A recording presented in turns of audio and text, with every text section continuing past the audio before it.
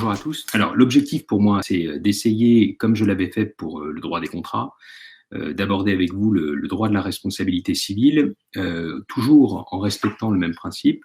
L'objectif, c'est que vous puissiez accéder à cette information facilement, que vous puissiez la comprendre, ce qui suppose que vous puissiez réintégrer l'actualité que je vais vous présenter à l'intérieur d'une structure générale, d'un plan général de cours qui a pu être dispensé par vos enseignants à l'université, ou un plan général de manuel que vous avez pu ficher parce que vous êtes en pleine préparation de différents concours ou examens.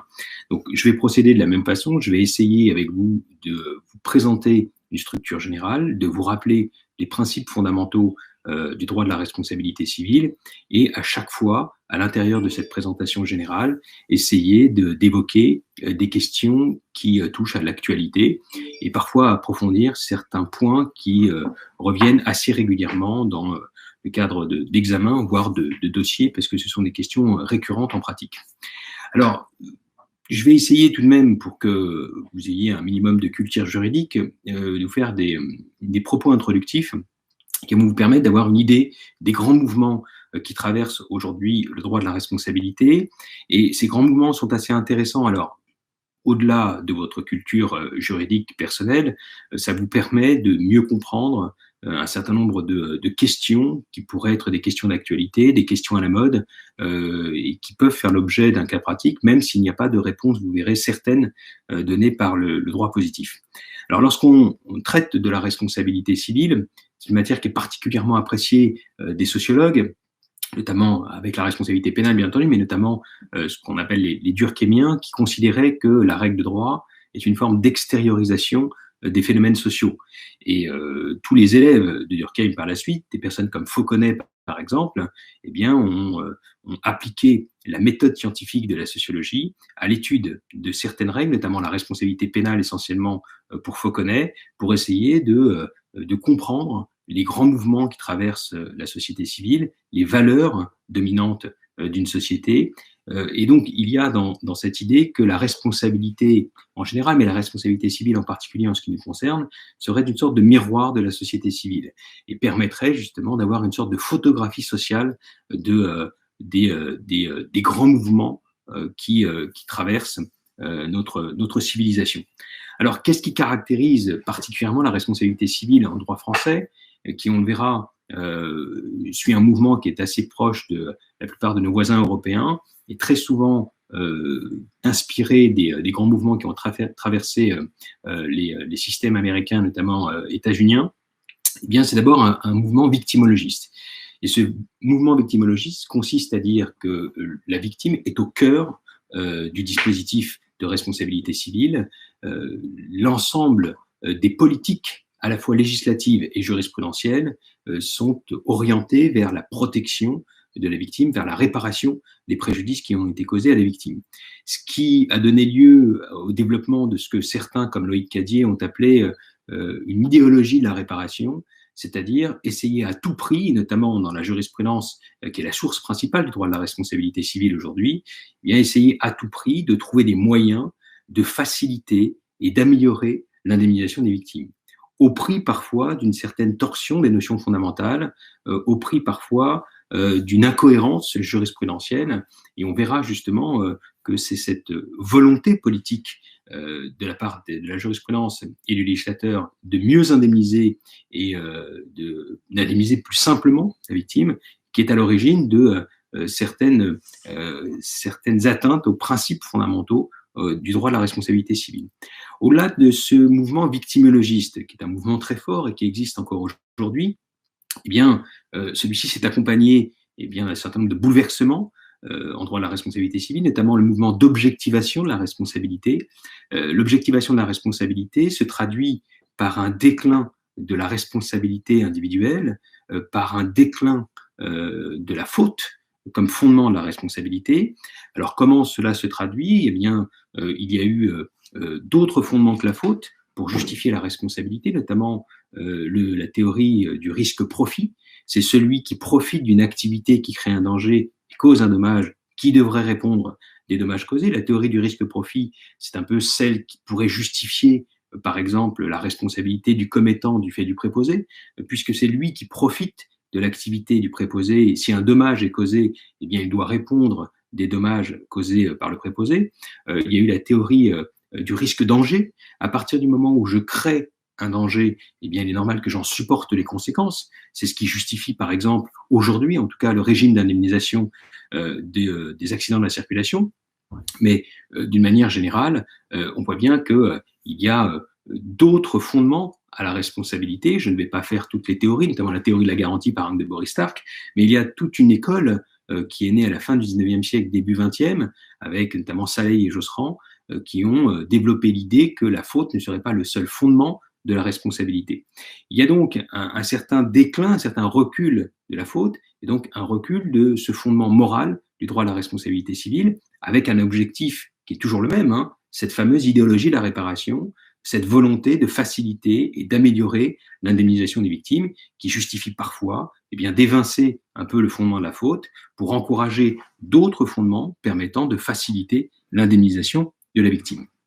Alors à cela, il faut ajouter comme illustration de cette volonté d'indemnisation, il y a la création de fonds de garantie, de fonds d'indemnisation qui se multiplient pour ceux qui sont victimes d'infractions ou d'actes de terrorisme, pour les victimes de l'amiante et pour plein d'autres victimes de ce type. Eh bien, des fonds d'indemnisation ont été mis en place. On voit bien ici que l'objectif premier est d'indemniser, qu'on raisonne moins en termes de responsabilité, mais qu'il s'agit avant tout d'indemniser ces victimes. Et tout cela, les sociologues l'exposaient très bien, c'est qu'il y a une évolution de la mentalité des victimes. Les victimes d'accidents, par exemple, ou de catastrophes naturelles, étaient autrefois marquées par un fort fatalisme quasiment religieux qui consistait à dire que c'est le destin et elles doivent supporter les conséquences des dommages qui ont été causés par l'effet de la nature, par la volonté de Dieu d'une certaine manière. Et puis, par la suite, eh bien, avec les progrès technologiques, et c'est assez paradoxal, à partir du moment où la main de l'homme est capable, grâce aux technologies, eh bien, de maîtriser ces effets de la nature, et bien, progressivement, les victimes ont de moins en moins accepté leur sort, avec un déclin de l'aspect religieux de ce fatalisme, et ont cherché les responsables, puisqu'il y a une technologie telle aujourd'hui qui permet aux hommes de maîtriser la nature, eh bien, si une catastrophe a causé un dommage, c'est que derrière, des mesures n'ont pas été prises. Et donc, il y a ce basculement d'une conception fataliste, finalement, des dommages causés, à la volonté d'imputer une responsabilité à un individu. Donc ça, c'est un mouvement important qui alimente encore l'idée qu'il faut à tout prix indemniser les victimes et qu'elles n'acceptent pas leur sort comme étant celui de la fatalité, avec une coloration très religieuse. Alors, cette objectivation de la responsabilité par d'autres fondements qui se détachent de la notion morale de faute, eh bien, ne veut pas dire du tout qu'aujourd'hui la faute n'est plus le fondement de la responsabilité. Elle est un fondement parmi d'autres fondements, mais elle reste même un fondement très présent, et on le verra d'ailleurs dans ce projet de réforme sur lequel j'aurai l'occasion de revenir régulièrement, le projet de réforme du 13 mars 2017, dans lequel la faute continue d'être le fondement premier du droit de la responsabilité, qui aujourd'hui est à l'article 1240 du Code civil. Avant la modification du Code, c'était l'article 1382 et 1383 que tout le monde connaît, et on verra qu'il y a une certaine vigueur, verdeur de la faute, comme le disait Philippe Le Tourneau, et que cette faute continue d'être le fondement de la responsabilité, mais elle continue également d'apparaître sous d'autres concepts. Par exemple, lorsque je m'intéresse au rôle actif de la chose dans la responsabilité du fait des choses, à la position anormale ou irrégulière de la chose, eh bien, il y a ici une coloration étrangement liée à celle de faute. Quand j'envisage la responsabilité du commettant, c'est pour une faute du préposé. Lorsqu'il y a une responsabilité du fait d'autrui en dehors des cas légaux, par exemple, eh bien, c'est aussi un fait, je réponds, de la faute d'autrui, et la plupart du temps, on le verra, la faute est toujours présente, peut-être pas comme fondement de la responsabilité, mais comme un élément du raisonnement permettant de justifier ensuite l'engagement de la responsabilité. Donc, vous l'avez bien compris, on a une idéologie de la réparation, une victime qui est au cœur du dispositif du droit de la responsabilité civile et qui se traduit par une mutation des fondements de la responsabilité civile avec un mouvement d'objectivation de la responsabilité civile, aussi bien en matière contractuelle qu'en matière contractuelle. L'obligation de résultat, l'obligation de sécurité et résultat en est une illustration, une responsabilité sans faute, en tout cas pour faute présumée, peu importe la conception, mais en tout cas une responsabilité objective. Et on voit que ce mouvement d'objectivation entraîne progressivement un recul de la faute, mais faute qui continue d'être présente dans le système de responsabilité civile français. Ce qui caractérise, toujours à titre introductif, le droit de la responsabilité civile français, c'est la place centrale du juge et de la jurisprudence. On a un code civil qui est relativement discret sur le droit de la responsabilité. Il y a 6 articles à peu près qui lui sont consacrés. La loi sur les accidents de la circulation est extérieure au code civil, hein, c'est la loi du 5 juillet 85 qui lui est extérieure. On a réintégré pour ce qui est des nouveautés, eh bien, les articles relatifs à la responsabilité du fait des produits défectueux. Mais en dehors de ça, quand vous prenez les articles du Code civil de 1804, il y en avait très peu, et la construction du droit de la responsabilité civile est avant tout une construction jurisprudentielle. Et il y a un prix à payer. Il y a un prix à payer, c'est cette forme d'impressionnisme jurisprudentiel qui a été soulignée par la doctrine, l'idée que ce droit n'est pas toujours cohérent, ce droit n'est pas toujours prévisible, et qu'il y a une succession d'espèces, et on a parfois du mal à comprendre quelle est la cohérence de la jurisprudence. Et il est vrai que l'idée première qui consiste à vouloir indemniser à tout prix a parfois justifié certaines évolutions du droit de la responsabilité dont on a eu du mal à expliquer la logique, notamment la multiplication d'un certain nombre de préjudices destinés, là encore, à faciliter et à améliorer l'indemnisation des victimes, question sur laquelle nous aurons l'occasion de revenir. Et justement, l'objectif du projet de réforme du 13 mars 2017, qui est actuellement en cours de discussion au sein de la chancellerie, afin qu'une réforme puisse, alors ce n'est pas l'urgence avec les crises sanitaires, mais il se peut que dans quelques mois, eh bien, cette réforme puisse voir le jour. Et l'objectif de la réforme est de remettre un peu d'ordre, de rendre le droit de la responsabilité civile plus cohérent, de le rendre plus prévisible. Et pour l'essentiel, même s'il y a des nouveautés, pour l'essentiel, il y a une consolidation de la jurisprudence qui va permettre d'enrichir les articles du Code civil et de donner au droit de la responsabilité, eh bien, en tout cas, un aspect moins impressionniste et moins casuistique. En tout cas, c'est l'objectif du législateur. C'est la raison pour laquelle, puisque un certain nombre de questions traitées dans le cadre de ce projet ne seront probablement pas remises en cause, eh bien, je vous l'exposerai au fur et à mesure. Cela fait partie aussi de l'actualité et d'anticiper sur une réforme qui devrait venir voir le jour dans les mois à venir. Alors, le droit de la responsabilité est également confronté à une société qui est une société aujourd'hui numérique, et de nouvelles questions naissent, par exemple, et vous aurez peut-être l'occasion dans un cas pratique ou dans un dossier de vous interroger sur ces problèmes, la responsabilité civile et ses liens avec l'intelligence artificielle. Alors, il y a plusieurs questions. Il y a d'abord la responsabilité de l'intelligence artificielle. Est-ce que un robot, par exemple, avec une certaine autonomie, est-ce que je peux engager la responsabilité de ce robot? Alors on pense naturellement, dès lors qu'on ne souhaite pas attribuer à un robot la personnalité juridique, eh bien on pense à la responsabilité du fait des choses, à la responsabilité distinguant la garde de la structure et la garde du comportement. Il peut s'agir également de la responsabilité du fait des produits défectueux, mais à chaque fois au prix de certaines adaptations, puisqu'on le verra, les conditions de la responsabilité du fait des choses ou les conditions de la responsabilité du fait des produits défectueux ne sont pas parfaitement adaptées à la singularité du robot et la responsabilité de l'intelligence artificielle. Mais il y a au-delà de ça des personnes qui souhaiteraient que l'on reconnaisse à l'intelligence artificielle le statut de personne juridique, ce qui permettrait par cette fiction eh bien, d'envisager la responsabilité pour faute du robot ou une responsabilité du fait d'autrui. Je peux avoir une personne qui répond d'autrui, autrui étant ici considéré comme ce robot. Alors là, c'est allé très très loin, mais c'est l'objet de débat, hein. Mais vous voyez le type de questions qui pourraient se poser à l'avenir. Et au-delà de la responsabilité du robot, il y a cette intelligence artificielle qui vient perturber les fondements mêmes du droit de la responsabilité. Je pense à l'utilisation, par exemple, des logiciels prédictifs ou des logiciels de probabilité dans les procès en responsabilité. Très récemment, et de nombreux articles très intéressants, notamment dans le dernier LexisNexis édition générale, un article qui a été fait, ou l'avant-dernier, par deux collègues, qui sont deux articles un article très intéressant sur le logiciel DataJust. DataJust est un logiciel qui permet de rationaliser d'une certaine manière l'évaluation des préjudices corporels. C'est quelque chose qui, certes, permet un traitement plus égalitaire des victimes, éviter qu'elles soient traitées différemment à Marseille ou à Paris, mais en même temps, cela interroge sur la place du juge, sur son indépendance, son impartialité, sur le rôle créatif de la jurisprudence, notamment en matière de responsabilité civile. Et on sait justement que cette jurisprudence a fait preuve d'imagination lorsqu'il a fallu mieux indemniser les victimes. Est-ce que cela ne condamne pas à l'avenir toute part de créativité? En tout cas, il y a de nombreuses interrogations sur l'application des logiciels prédictifs au droit de la responsabilité. Sous d'autres aspects, cette intelligence artificielle peut être très utile, puisqu'il y a des zones d'incertitude, des zones d'ombre, notamment lorsqu'il s'agit d'établir un lien de causalité. Lorsque celui-ci n'est pas établi scientifiquement, il peut néanmoins être reconnu juridiquement. Est-ce que l'intelligence artificielle ne permettrait pas de venir rationaliser l'établissement de ce lien de causalité?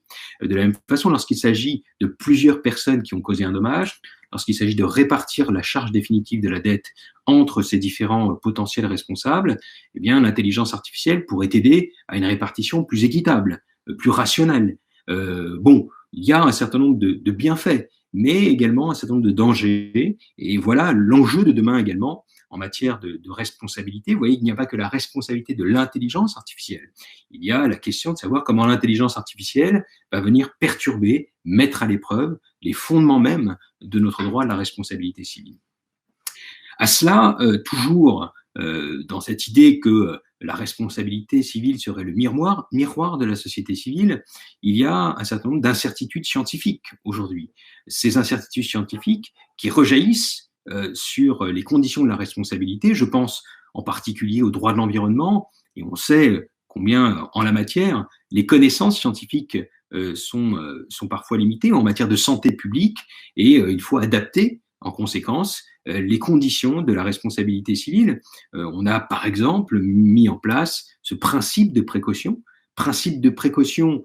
qui permet, en tout cas à certains auteurs, de développer l'idée d'une responsabilité préventive qui serait tournée vers l'avenir et pas simplement une responsabilité qui serait là pour réparer ce qui a été causé dans le passé. Donc aujourd'hui, en matière de responsabilité civile, cette influence du principe de précaution est plutôt limitée. Elle se limite surtout pour l'instant à produire ses effets dans les rapports entre l'État et les personnes, soit des personnes physiques ou personnes morales. Mais il est vrai que de temps en temps, dans certains arrêts, eh bien, ce principe de précaution dans les rapports entre personnes privées, eh bien, apparaît de manière implicite ou incidente, et certains défendent l'idée que ce principe de précaution pourrait avoir une place plus importante aujourd'hui en droit de la responsabilité civile et pourrait avoir des effets sur la notion de faute, sur la notion de causalité. En tout cas, c'est là aussi une question majeure. Alors, lorsqu'on évoque, au-delà des grands mouvements, vous voyez, qui traversent le droit de la responsabilité civile, miroir de la société, et donc cette préoccupation pour la victime, ce rôle important du juge, cette influence du numérique et notamment de l'intelligence artificielle, cette incertitude scientifique qui rejaillit sur les fondements même de la responsabilité, tout ça caractérise aujourd'hui notre droit de la responsabilité. Et il y aurait d'autres éléments à faire valoir, tels que la collectivisation du droit de la responsabilité, la déterritorialisation des problématiques liées à la responsabilité, mais je ne vais pas m'attarder trop longtemps, c'est juste pour que vous ayez une idée des grandes idées qui traversent aujourd'hui ce droit et qui sont inextricablement liées aux mouvements qui traversent notre société civile. Mais deuxième temps de ces propos introductifs, lorsqu'on aborde le droit de la responsabilité civile, on l'aborde surtout sous l'angle de ses fonctions. Et il y a traditionnellement deux fonctions principales que l'on rattache à la responsabilité. La première ne vous étonnera pas puisqu'elle est étroitement liée à l'idéologie de la réparation, c'est la fonction indemnitaire. La fonction première du droit de la responsabilité est d'indemniser les victimes, de tenter de revenir au statu quo ante, d'effacer les conséquences du fait dommageable, ce qui n'est pas toujours possible, mais l'objectif du droit de la responsabilité, c'est avant tout donc de réparer. Alors, Est-ce qu'historiquement, cette fonction indemnitaire a été première, ou est-ce que l'autre fonction que nous verrons après, la fonction normative, était première? Il y a tout un débat historico-sociologique, et je vous renvoie aux travaux de Carbonnier, qui a beaucoup étudié justement cette question. Quelle est la fonction première de la responsabilité? Est-ce la fonction indemnitaire ou la fonction normative? Ce qui est certain, c'est que cette fonction indemnitaire aujourd'hui occupe une place centrale en droit de la responsabilité, notamment probablement pour certains types de préjudices plus que d'autres. On verra pour le dommage corporel la place que tient ce dommage corporel dans la jurisprudence aujourd'hui, mais surtout au sein même du projet de réforme du 13 mars 2017, puisqu'il y a un régime particulier, dérogatoire, qui s'applique au dommage corporel, qui échappe à toutes les règles de droit commun, et notamment à la distinction responsabilité contractuelle, extra-contractuelle, mais c'est un point sur lequel je m'attarderai par la suite, mais qui montre justement l'importance qu'il y a à réparer certains types de dommages, notamment le dommage corporel, étroitement lié à la notion de droit à l'intégrité physique et qui voilà, prend une coloration quasi fondamentale dans le droit de la responsabilité.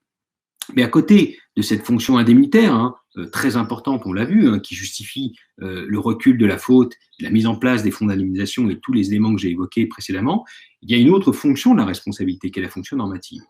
Et tout le travail de la jurisprudence et du droit positif français a été de maintenir un équilibre entre la fonction indemnitaire d'un côté et la fonction normative de l'autre. Cette fonction normative, alors le sens est beaucoup moins homogène que dans le cadre de la fonction indemnitaire. Il y a des fonctions normatives. La fonction normative première, c'est la fonction morale de rétribution et de régulation. C'est-à-dire qu'il s'agit avant tout, par le biais de la responsabilité civile, de sanctionner les comportements anormaux, ce qui explique traditionnellement la place importante que prenait la faute, que prend et que conserve encore aujourd'hui la faute dans cette fonction de châtiment, finalement, du responsable. Mais il y a dans l'idée de régulation aussi, qui se rattache à la fonction normative, la volonté de rendre une décision exemplaire, c'est-à-dire une décision de responsabilité doit servir de modèle, c'est-à-dire qu'on explique ce qui est normal et ce qui est anormal.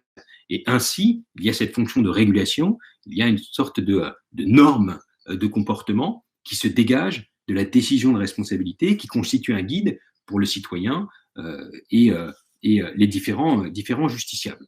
Donc, il y a ici une fonction de régulation qui est importante. Mais la fonction normative, ce n'est pas que cela, c'est aujourd'hui également une fonction préventive de la responsabilité. Alors, au-delà de l'idée de modèle et de dire pour l'avenir ce qui peut être fait et ce qui ne peut pas être fait, pardon, il y a une fonction préventive qui prend un double aspect. Il y a une prévention-dissuasion. On peut utiliser le droit de la responsabilité civile comme un moyen de dissuader les comportements à venir. Alors, il y a certes la question de la régulation. À partir du moment où je condamne un comportement, eh bien, j'adresse un message à tous ceux qui seraient tentés par ce type de comportement, mais ça ne suffit pas toujours parce que réparer le dommage n'est pas toujours suffisamment dissuasif, notamment lorsque vous avez des entreprises qui font un calcul rapide et qui se rendent compte que le principe de réparation intégrale en droit de la responsabilité civile, qui justifie qu'on ne répare que le préjudice, tout le préjudice certes, mais que le préjudice, eh bien, le calcul rapide permet à une entreprise de dire que même en étant condamnée, eh bien, vu ce qu'elle gagne à côté grâce à son comportement, eh bien, elle accepte finalement de payer le prix de cette réparation, vu qu'elle profite par ailleurs de ce comportement anormal et ce comportement fautif.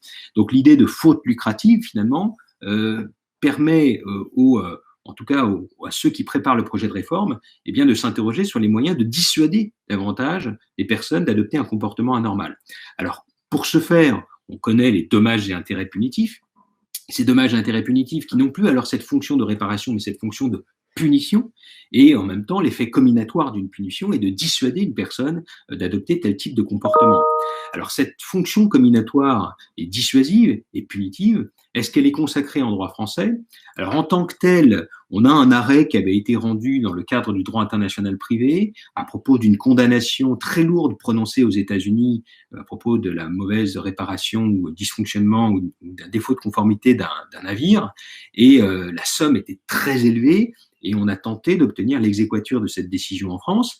Et à cette occasion, la Cour de cassation a précisé qu'elle n'était pas contre le principe même des dommages et intérêts punitifs, et c'était la première partie de cet attendu qui avait attiré l'attention de l'ensemble des spécialistes du droit de la responsabilité. Donc, par principe, les dommages et intérêts punitifs ne sont pas incompatibles avec le système juridique français. Cependant, relevait-elle en l'espèce, le montant qui était accordé était excessivement élevé. Et donc, on sent bien que on n'est pas défavorable en droit français à l'instauration des dommages et intérêts punitifs qui viendraient tempérer considérablement le principe de réparation intégrale, mais qui pourrait éventuellement avoir un champ d'application plus limité. Donc le principe même n'est pas totalement exclu du système français.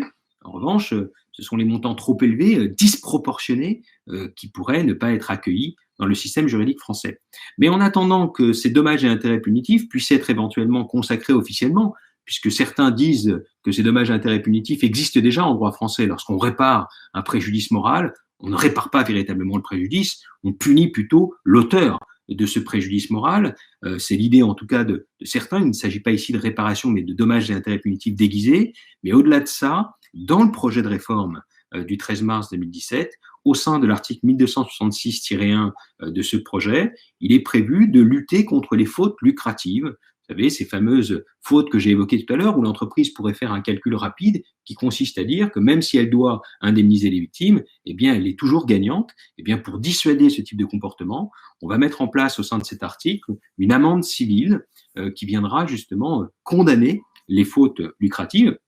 Et il y a ici une fonction punitive manifeste de cette amende civile, dont la validité au regard des principes du droit constitutionnel est encore discutable, mais quoi qu'il en soit, il y a cette volonté dans le projet de réforme de consacrer des formes punitives de responsabilité et pas simplement une responsabilité classique de régulation qui serait enfermée dans ce principe de réparation intégrale. Alors, fonction préventive, prévention, dissuasion, mais prévention également, anticipation. Il y a progressivement dans la jurisprudence et puis dans le projet de réforme cette volonté de construire, de mettre en place des moyens permettant d'anticiper sur la réalisation de dommages ou l'aggravation de certains dommages. Alors, en la matière, on peut évoquer la cessation de l'illicite. Cette mesure de la cessation de l'illicite, c'est une mesure qui permet d'agir sur la cause du préjudice, et donc de faire cesser la cause du préjudice, et on n'agit pas sur le préjudice lui-même. C'est en cela que c'est une sorte de prévention-anticipation. Cette cessation de l'illicite, on la connaît dans un certain nombre de domaines, notamment par exemple l'action des associations qui permet de mettre fin à certaines pratiques illicites ou demander à ce que on cesse certaines activités qui sont préjudiciables, mais le projet de réforme prévoit de généraliser cette cessation de l'illicite. Alors, je ne rentre pas dans les détails pour l'instant, on aura l'occasion de le voir, mais avec un domaine d'application restreint, mais tout de même beaucoup plus large que ce qui existe actuellement au sein du droit positif, notamment l'article 1266. Dans le même esprit, on a un article 1237 du projet qui prévoit la prise en charge des dépenses pour prévenir la réalisation imminente d'un dommage ou éviter son aggravation. C'est une mesure assez importante qui permet là aussi de prévenir par anticipation l'aggravation d'un dommage ou la réalisation imminente d'un dommage. Et puis, de manière plus générale, le principe de précaution, qui lui ne figure pas dans le projet de réforme, mais ce principe de précaution existe. Et comme je vous l'ai dit tout à l'heure, il est vrai que ce principe de précaution avait un champ d'application plus restreint.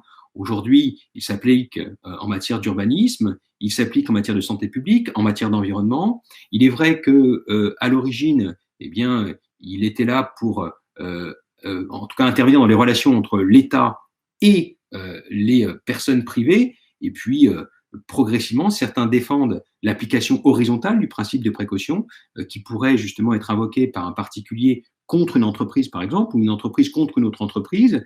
Alors, on a bien vu certaines décisions qui ont pu laisser penser que ce principe de précaution pouvait intervenir, notamment avec les antennes de téléphonie mobile et l'utilisation que l'on a fait du principe de précaution en la matière, en tout cas pour essayer de venir atténuer certaines conditions du droit de la responsabilité.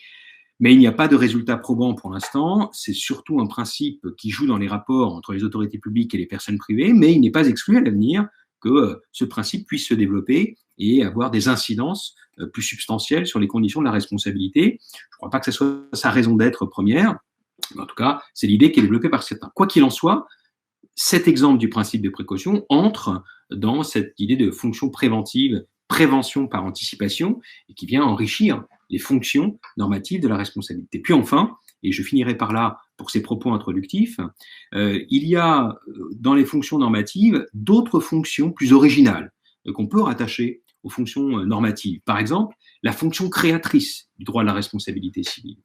On sait que c'est par le biais du droit de la responsabilité civile que le juge a réussi à consacrer et protéger certains droits subjectifs, certains droits de la personnalité.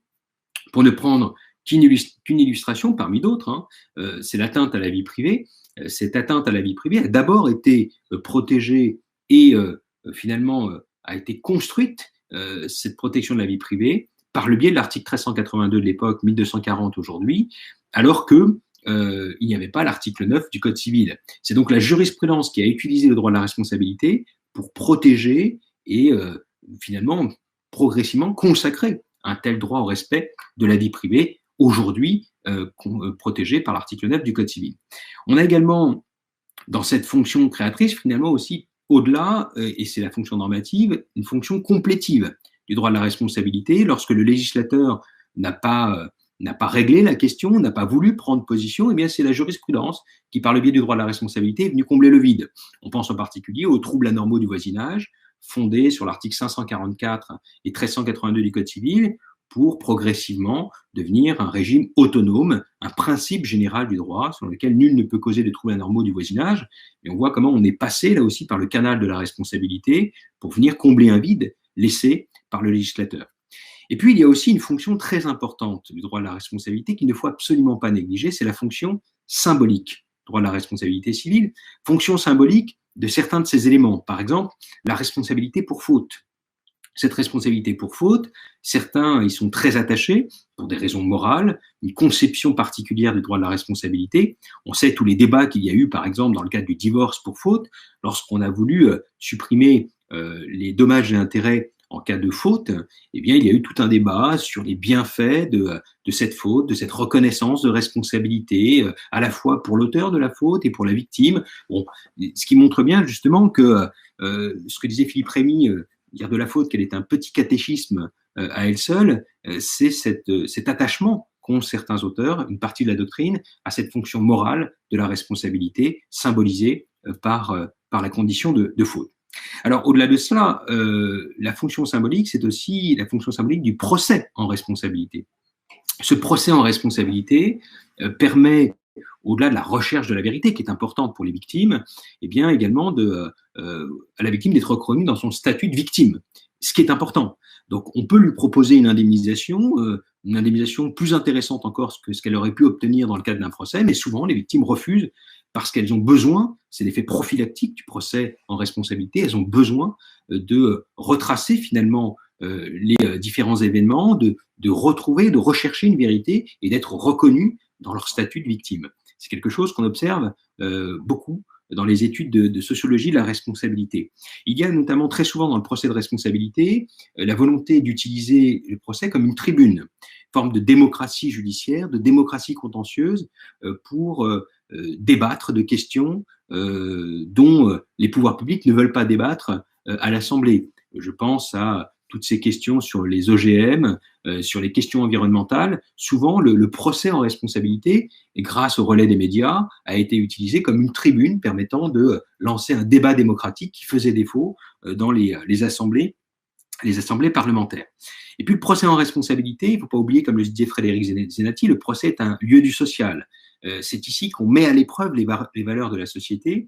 Donc, il est important dans une approche de ce type du procès, eh bien, de comprendre la fonction expressive du procès en responsabilité. C'est l'occasion d'exprimer les valeurs auxquelles une société accorde une importance. Et ce procès en responsabilité, eh bien, il est aujourd'hui menacé. Il est menacé par l'utilisation des logiciels prédictifs. Il est menacé par le développement des modes amiables de règlement des conflits, puisque quand vous êtes dans un mode amiable, il y a certes la compréhension de ce qu'il y a derrière le conflit pour les personnes concernées, mais il n'y a plus cette décision publiée qui produit son effet normatif, sa fonction de régulation, sa fonction de dissuasion, elle n'existe plus dans l'arrangement amiable, et on voit comment ces fonctions importantes qui sont liées au procès et à la responsabilité civile, comment ce lien consubstantiel entre les règles de procédure et les règles substantielles, eh bien, ne sont pas totalement satisfaites lorsqu'on opte pour un système de règlement amiable où ces fonctions premières, essentielles de la responsabilité civile et de son procès ne sont pas respectées. Alors, c'était les propos, des propos introductifs. Pour conclure sur ces propos introductifs, on a bien compris qu'il y a de toute manière aujourd'hui, et c'est comme cela que la politique jurisprudentielle ou législative doit être pensée, il y a deux fonctions principales, indemnitaire et normative, et qu'un équilibre permanent doit être maintenu entre les deux. Et il est difficile, la plupart du temps, dans les hypothèses techniques que vous allez rencontrer, eh bien, de déconnecter les deux. Les deux sont consubstantiels.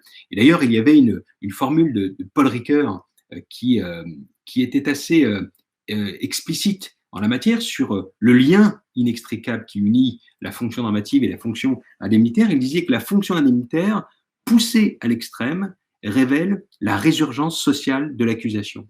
C'est un thème, résurgence sociale de l'accusation, qu'il développe beaucoup dans son ouvrage sur le juste 1, donc la première partie de sa réflexion, et notamment en matière de préjudice moral, par exemple, mais pas seulement, où il explique bien que quand on va trop loin dans la fonction indemnitaire, très souvent, elle cache derrière une résurgence d'une sorte de fonction punitive, et c'est en tout cas ici, une réflexion qui montre bien, sur un certain nombre d'aspects, le lien qui existe entre les deux fonctions de la responsabilité. Alors, pour présenter le droit de la responsabilité civile, en tout cas présenter ce droit de la manière la plus claire possible et y intégrer l'actualité législative et jurisprudentielle à l'intérieur, je vais procéder en 3 temps qui vont permettre justement de mieux comprendre les différents enjeux de cette matière. D'abord, je traiterai dans une première partie la responsabilité contractuelle. On la traite à part. Le principe de non-option, principe de non-cumul, justifie qu'on distingue encore aujourd'hui, et on le distinguera encore dans le projet de réforme et donc dans la future réforme du droit de la responsabilité contractuelle de la responsabilité extra-contractuelle. Ce qui me permettra dans une deuxième partie d'aborder la responsabilité extra-contractuelle, ou plus précisément le droit commun de la responsabilité extra-contractuelle. La responsabilité dans laquelle on distinguera les conditions communes à l'ensemble des responsabilités, le préjudice, le lien de causalité, et les conditions propres à chaque responsabilité en fonction du fait générateur, la faute, le fait des choses, le fait d'autrui, etc., etc.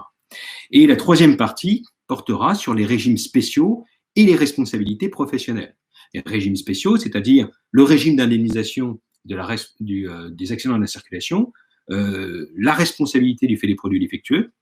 Et quant aux responsabilités professionnelles, eh bien, le cas particulier de la responsabilité médicale, qui est plus proche d'une responsabilité maintenant réglée par des textes spéciaux, code de santé publique, plutôt qu'une responsabilité de droit commun, et puis les responsabilités des professionnels du droit, notamment les notaires et les avocats, où la jurisprudence est relativement abondante. Voilà 3 temps qui vont me permettre de réintégrer au fur et à mesure l'actualité jurisprudentielle et l'actualité législative.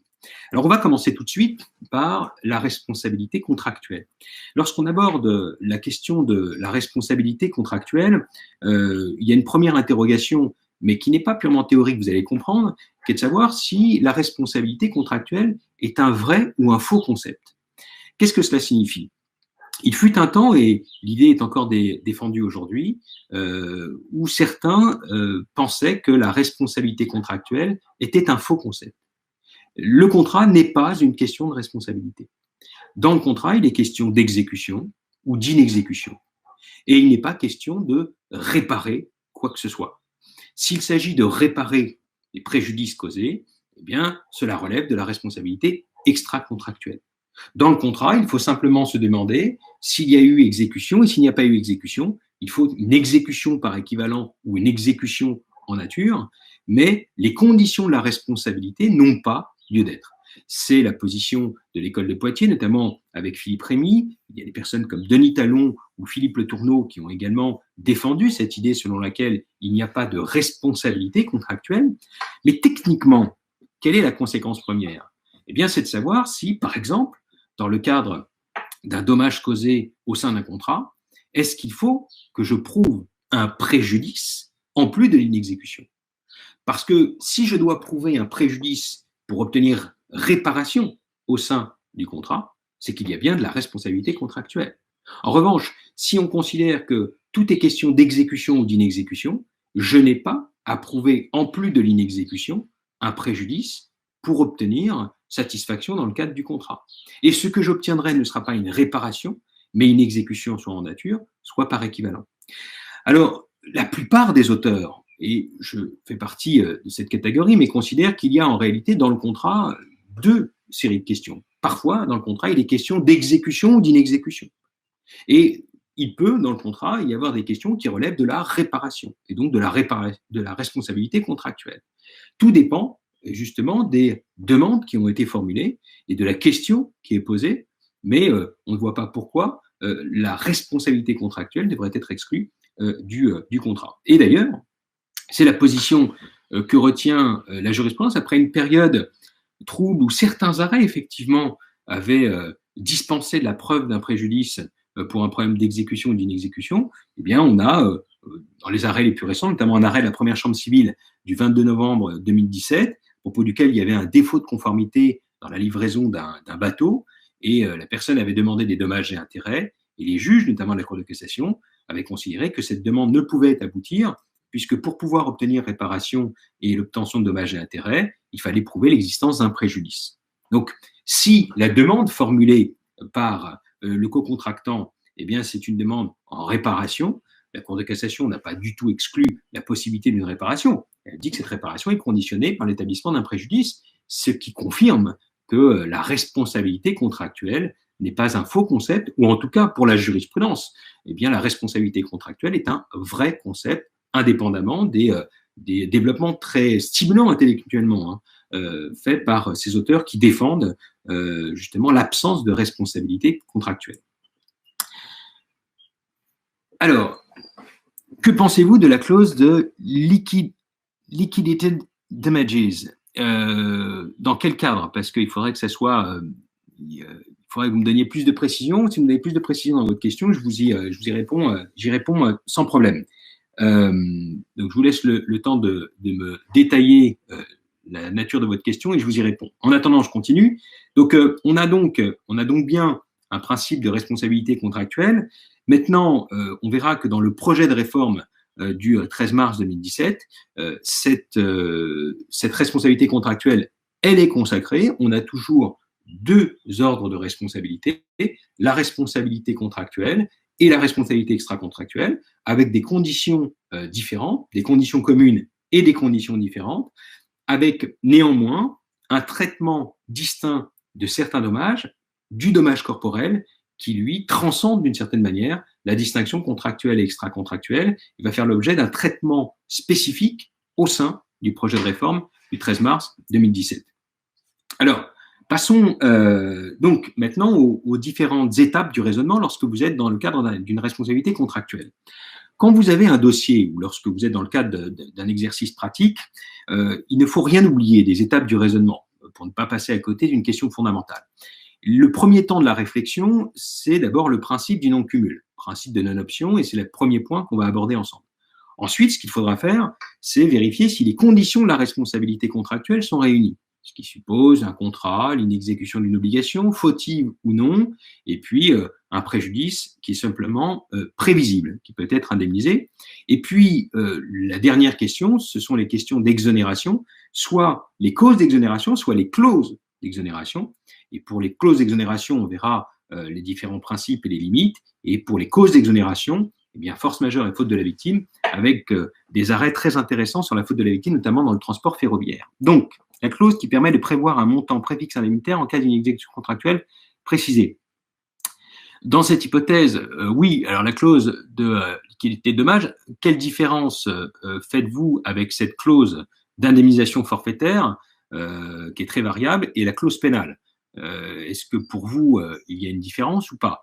Parce que pour les clauses pénales qui sont assimilées à des clauses d'indemnisation forfaitaire, alors le régime particulier, on aura l'occasion de le voir, mais elles sont parfaitement valables. Si on parle des clauses limitatives de responsabilité qui plafonnent l'indemnisation, là aussi, elles sont parfaitement valables, sauf les limites classiques, on verra des clauses abusives ou de la faute lourde ou faute intentionnelle ou ce genre d'hypothèses. Elles sont parfaitement valables en matière contractuelle. Elles ne sont pas valables en matière délictuelle. Je pense aux clauses limitatives, aux clauses de non-responsabilité, pour l'instant du moins, puisque dans le projet de réforme du 13 mars 2017, eh bien, il est prévu de valider, en tout cas, les clauses exonératoire de responsabilité, y compris en matière extra-contractuelle, en dehors des dommages corporels. Donc, ce qui est attendu depuis très longtemps, mais n'est pas pour l'instant consacré en droit positif. Pourriez-vous nous dire après en quoi consiste la faute spéciale des professionnels notaires, par exemple, quoi ça diffère du régime général? Ben, je vous le dirai plus tard, parce que ce n'est pas encore la question, mais la responsabilité des notaires est une responsabilité professionnelle. Donc, elle est, a priori, extra-contractuelle. Donc, elle repose, a priori, sur l'article 1240 du Code civil, la responsabilité pour faute. Sauf que ça prend une coloration particulière en raison de la profession. C'est-à-dire que les hypothèses dans lesquelles on va retenir la faute du notaire ou de l'avocat ou d'un rédacteur professionnel d'un acte, eh bien, prend une coloration singulière. Par exemple, le devoir de conseil. Quel est ce devoir de conseil? Jusqu'où va le devoir de conseil? Comment se traduit ce devoir de conseil? Y a-t-il un devoir de curiosité? Il y a également l'obligation de garantir l'efficacité et la validité de l'acte. Donc, il y a toute une série d'hypothèses particulières qui permettent de mieux comprendre les contours de la faute professionnelle du notaire ou de la faute professionnelle de l'avocat, mais derrière, ça reste une responsabilité extra-contractuelle, ça reste le plus souvent une responsabilité pour faute, et la faute étant un standard juridique, ben, ce standard juridique prend une coloration singulière lorsqu'il s'agit de raisonner par rapport au notaire ou à l'avocat. Et quand en matière médicale, ben c'est encore beaucoup plus original, puisqu'il y a toute une série de responsabilités particulières en matière d'infection nosocomiale, d'accidents de circulation, de produits défectueux qui sont utilisés. Et là, ça suppose justement des développements particuliers que nous aurons l'occasion justement de présenter au moment de cette troisième partie. Voilà, pour répondre rapidement à votre interrogation. Alors, premier point qu'il faut voir ensemble, c'est la question du principe de non-cumul ou de non-option. Le principe de non-option signifie, et ce n'est pas le principe de non-cumul en réalité, vous allez comprendre pourquoi, signifie que lorsqu'on a un dommage qui a été causé à l'occasion d'un contrat, eh bien, si la victime et l'auteur sont liés par un contrat, la responsabilité ne peut pas être autre qu'une responsabilité contractuelle.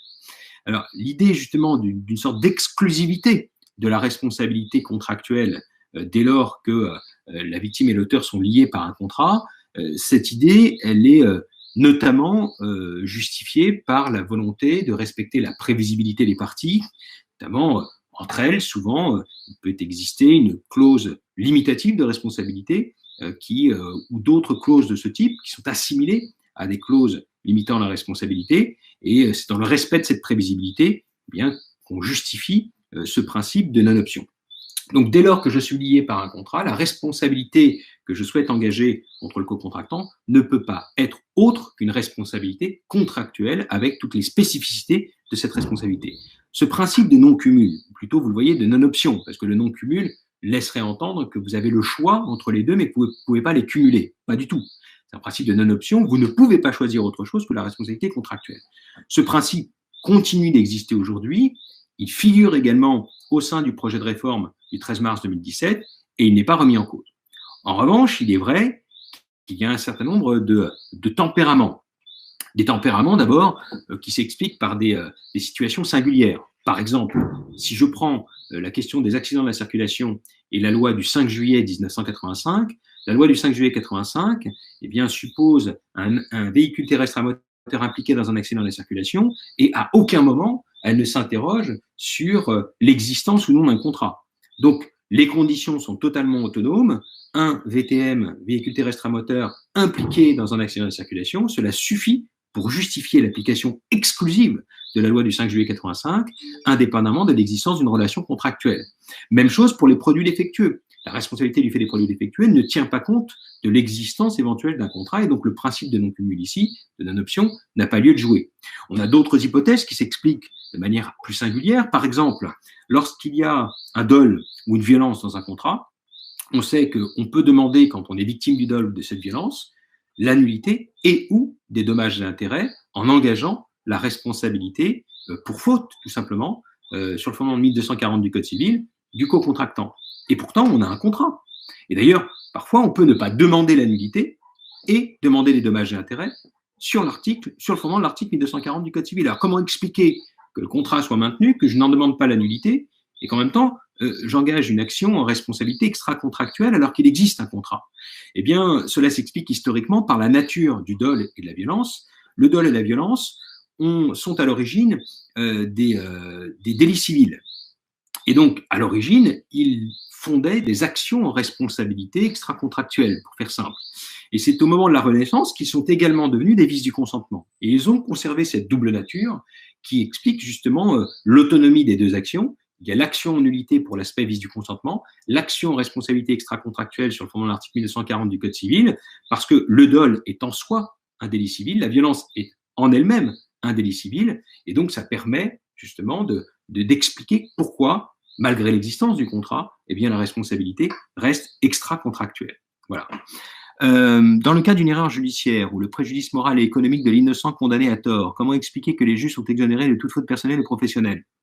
Alors, je ne vais pas vous faire un cours sur la responsabilité des magistrats, la responsabilité pour faute des magistrats. Il y a une responsabilité des magistrats, mais qui n'est pas une responsabilité classique civile, avec un régime dérogatoire, avec une procédure qui souvent est engagée notamment sur le plan disciplinaire devant le Conseil supérieur de la magistrature.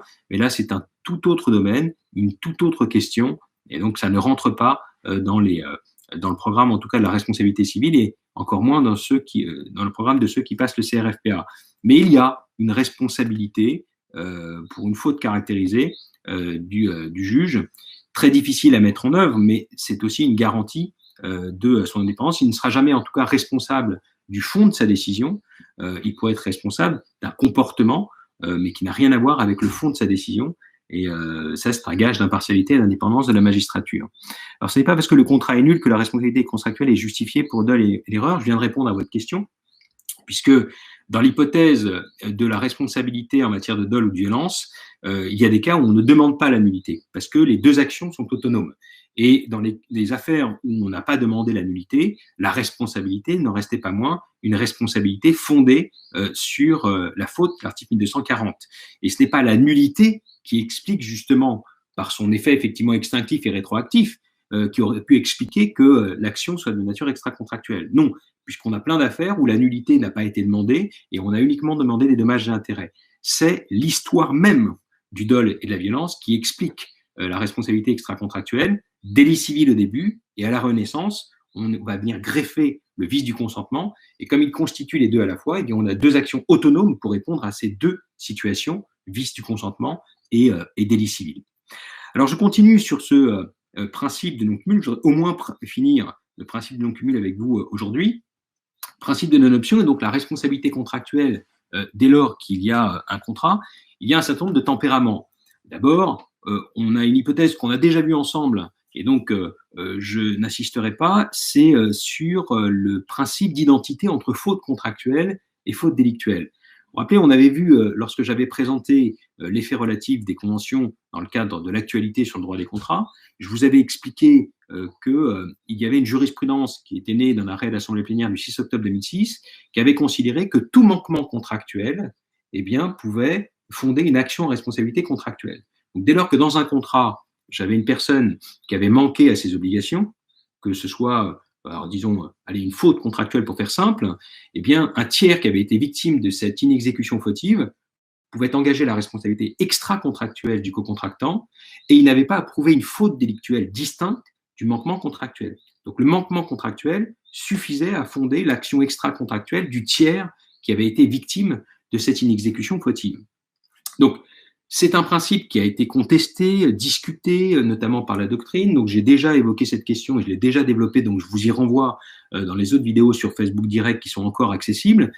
Mais on pensait néanmoins que la solution pouvait être tempérée. Ça n'a pas été le cas, puisque l'Assemblée plénière, le 13 janvier 2020, a pas simplement confirmé l'arrêt de 2006, elle est même allée très loin.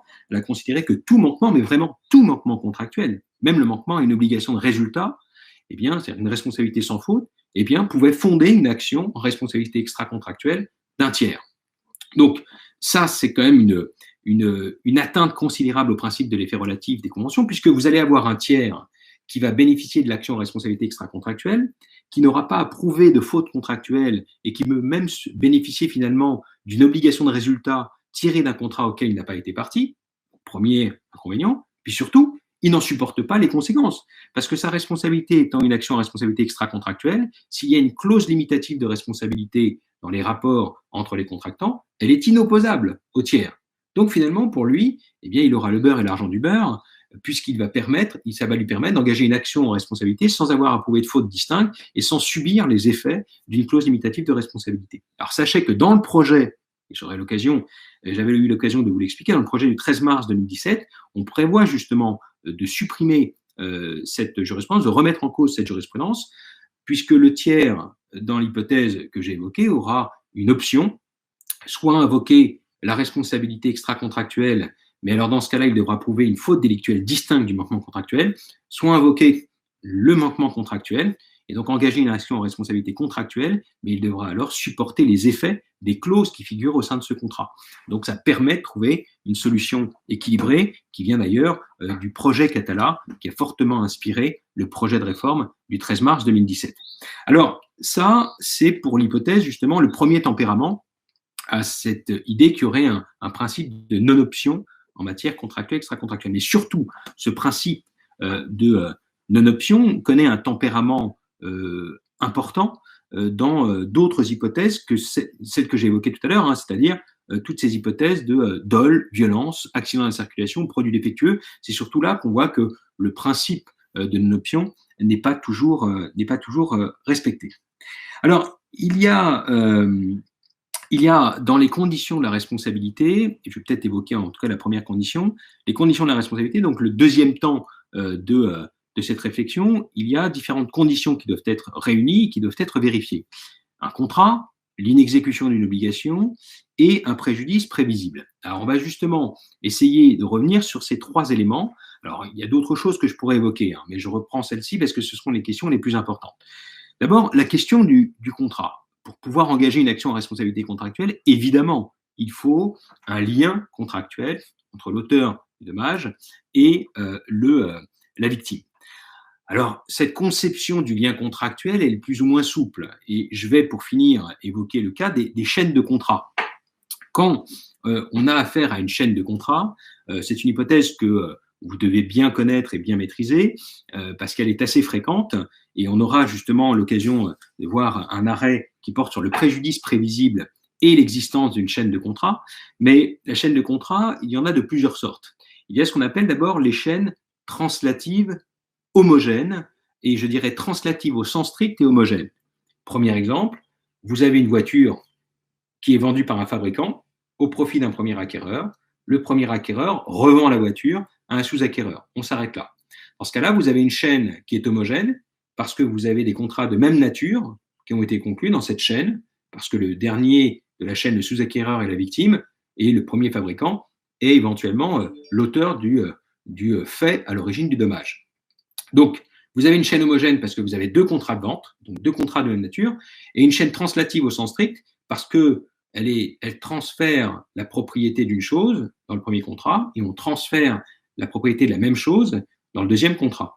Donc, translative au sens strict parce qu'il y a un vrai transfert de propriété qui a été effectué. Dans ce cas-là, vous avez une chaîne qu'on appelle chaîne translative homogène. Dans l'hypothèse où le sous-acquéreur veut agir contre le fabricant, eh bien, son action, bien qu'il ne soit pas directement lié par un contrat avec le fabricant, est une action nécessairement contractuelle. Pourquoi ? Alors, l'explication que l'on donne, même si elle peut être discutée, mais on va faire simple, c'est la théorie de l'accessoire. En gros, quand le premier acquéreur va céder le bien au sous-acquéreur, il va céder avec la chose ses accessoires, c'est-à-dire les droits et actions qu'il avait contre le fabricant. Et donc, parmi ces droits et actions, mais il y a des actions en responsabilité contractuelle puisqu'il est lié par un contrat. Donc, quand il va transférer la chose, il va transférer les droits et actions qui sont rattachés à cette chose. Ce qui explique que le sous-acquéreur puisse agir sur un fondement contractuel contre le fabricant parce qu'en réalité, il exerce les droits et actions qu'avait l'acquéreur intermédiaire et qu'il a récupéré avec la chose. Ce qui explique également que si vous avez une clause limitative de responsabilité entre le fabricant et l'acquéreur initial, si le sous-acquéreur veut agir en responsabilité contre le fabricant, il exerce les droits et actions de l'acquéreur intermédiaire. Et donc, il ne peut pas avoir reçu plus de droits que l'acquéreur intermédiaire.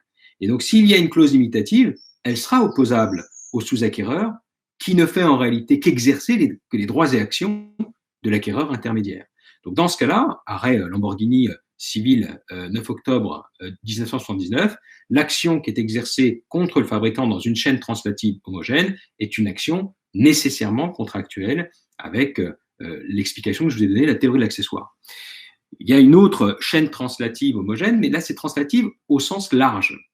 Vous allez voir, c'est un maître d'ouvrage qui demande la réalisation de travaux, qui fait appel à un entrepreneur. Et l'entrepreneur va faire appel à un sous-traitant fournisseur de pierres de taille, par exemple. D'accord ? Donc, il fournit les pierres de taille et c'est l'entrepreneur qui les installe. Dans ce cas-là, si le maître d'ouvrage veut agir contre le sous-traitant, parce qu'il y a un défaut des pierres de taille, eh bien, on considérera là aussi qu'il y a une chaîne qui était hétérogène, cette fois, hétérogène parce qu'il y a un contrat de fourniture et il y a un contrat d'entreprise. Les contrats ne sont pas de même nature. Mais c'est un contrat hétérogène translatif au sens large. Alors, le contrat de fourniture est une sorte de vente. Donc, on vend les pierres de taille. Mais il est vrai après qu'il n'y a pas vraiment de transfert de propriété entre le maître d'ouvrage et l'entrepreneur. Donc, on ne peut pas dire qu'il y a un effet translatif, transfert de propriété. Néanmoins, il va tout de même se retrouver avec la chose entre les mains. Une fois que l'immeuble sera construit, eh bien, il va récupérer le bien et le réceptionner. Et donc, au final, il y aura bien une transmission du bien entre les mains du maître d'ouvrage. Eh bien, cela permet d'expliquer justement pourquoi il y a une chaîne hétérogène translative au sens large. C'est-à-dire qu'on a tout de même un même bien, les pierres de taille, qui vont être transmises d'un contrat à un autre pour se retrouver au final entre les mains du maître d'ouvrage. Mais dans ce cas-là, on considère aussi que l'action exercée contre le sous-traitant fournisseur est une action contractuelle par la même théorie qu'est la théorie de l'accessoire. Et ça, c'est un arrêt d'assemblée plénière du 7 février 86. En revanche, dans les chaînes hétérogènes non translatives, par exemple, maître d'ouvrage, entrepreneur et sous-traitant prestataire, sous-traitant qui va peindre, par exemple, les murs, et au lieu de mettre 2 couches, il n'en met qu'une seule, donc le maître d'ouvrage a quelque chose à lui reprocher. Vous avez une chaîne qui est ici homogène, 2 contrats d'entreprise, mais qui est non translative, qui n'a pas une même chose transmise d'un contrat à un autre.